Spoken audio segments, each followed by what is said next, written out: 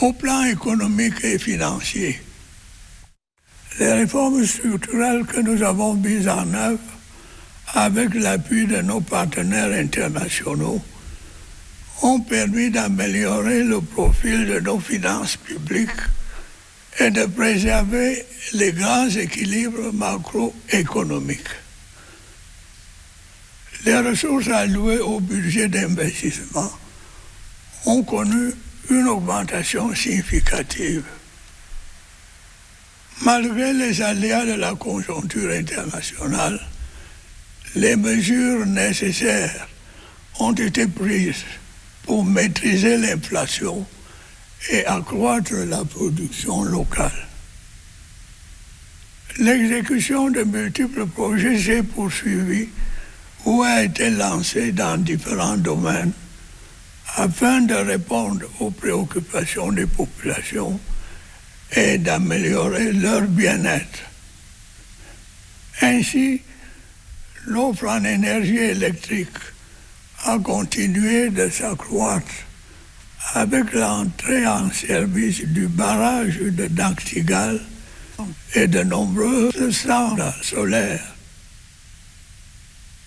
principalement dans les régions septentrionales.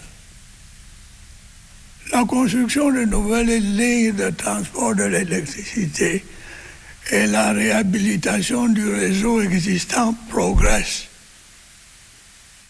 L'achèvement de ces chantiers permettra de mieux desservir les industries et les ménages en énergie électrique. J'ai par ailleurs instruit la reprise de la société Eneo, ce qui constitue une étape décisive dans la restauration de notre souveraineté énergétique et la maîtrise de la réforme d'un secteur névralgique qui nécessite d'importants investissements. Des avancées significatives ont également été enregistrées dans l'approvisionnement en eau potable de nos populations, tant dans les centres urbains qu'en milieu rural.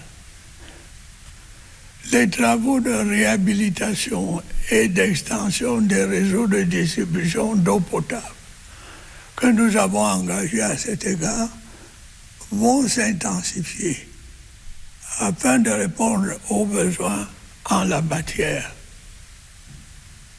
La question de l'amélioration de la situation de nos infrastructures routières est, je puis vous l'assurer, au centre de mes préoccupations comme des vôtres. Ainsi que je l'ai récemment annoncé, un programme spécial de réhabilitation des axes routiers dégradés et de construction de nouvelles routes sera lancé au courant de l'année qui commence. Il permettra notamment d'améliorer la mobilité urbaine et interurbaine, ainsi que l'accès aux bassins de production.